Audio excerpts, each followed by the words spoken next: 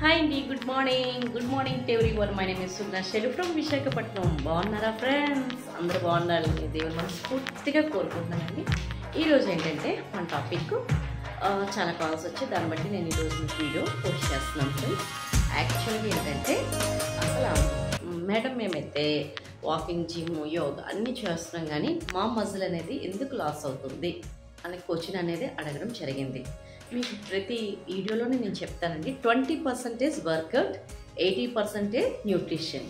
అంటే మనం 20% వర్కౌట్ చేసుకొని 80% న్యూట్రిషన్ కంపల్సరీగా తీసుకున్నాం అనుకోండి, మన మజిల్ అనేది కరెక్ట్గా ఉంటుంది. మరి మజిల్కి ఏం చేయాలి మేడం అంటే ప్లాంట్ బేస్డ్ ప్రోటీన్ తీసుకోవాలి. మనం వెయిట్ ఎంత ఉంటే 60 kg ఉన్నాం అనుకోండి, 60 గ్రాముల ప్రోటీన్ తీసుకోవాలి. మన ఇంట్లో దొరుకుతుందా ఫ్రెండ్స్? చికెను, మటను, పీత, రొయ్య, ఫిష్ అన్నిట్లో ప్రోటీన్ ఉంటుంది, కానీ అది మన మజిల్ డెవలప్ చేసే ప్రోటీన్ అంతగా సపోర్ట్ చేయదు. ఓకే, మరి హెర్బల్ లైఫ్లోని న్యూట్రిషన్లో 114 పోషకాలు ఉంటాయి. అందులో మనకి ఏంటంటే 2 స్పూన్స్ ప్రోటీన్ అనేది వేయడం జరుగుతూ ఉంది. మేము అలా షేక్ రూపంలో 114 పోషకాలు అనేది తీసుకోవడం అనేది జరుగుతుంది. మరి ఈరోజు నేను చెప్తానండి, మరి మజిల్ ఎంత ఉండాలి? మేల్కి అయితే 33 నుంచి 36 ఉండాలి, ఫీమేల్కి అయితే 30 నుంచి 33 ఉండాలి మజిల్. ఓకేనండి. సో మరి మనం అలా చెక్ చేసుకొని చూసుకుంటూ ఉండాలి. ఎందుకంటే మనం ఎంత వాకింగ్ చేసినా, ఎంత యోగా చేసినా సరే, వాకింగ్ చేసామనుకోండి మన కాళ్ళు సన్నపడతాయి, కానీ మన పొట్ట అలాగే ఉంటుంది.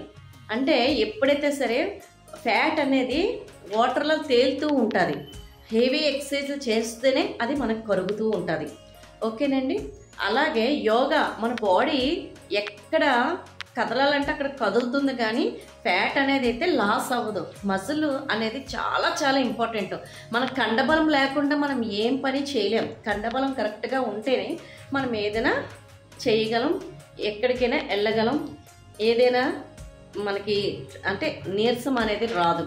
మరి మీరు జిమ్, వాకింగ్లో చేసేసి ఇంటికి వచ్చి 4 ఇడ్లీలు, 200 చట్నీ, ఒక కప్పు కాఫీ, మధ్యాహ్నం రైస్, మధ్యలో స్నాక్స్ అన్నీ తినేసి 2000 వరకు తినేస్తున్నాం. మనం చేసేది ఒక 100 క్యాలరీస్. మనం మిగతా ఎప్పుడు ఖర్చు పెడుతున్నాం చెప్పండి?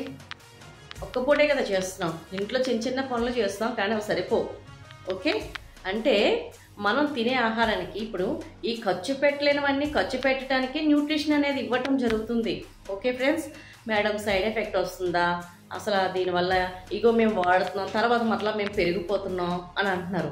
మరి డైలీ ఎందుకు మీరు ఫుడ్ తీసుకుంటున్నారు చెప్పండి ఒకసారి? నేను అదొక క్వశ్చనే అడుగుతాను. నేను డైలీ మనం ఎందుకు ఫుడ్ తీసుకుంటున్నాం? ఆరోగ్యంగా ఉండడానికి.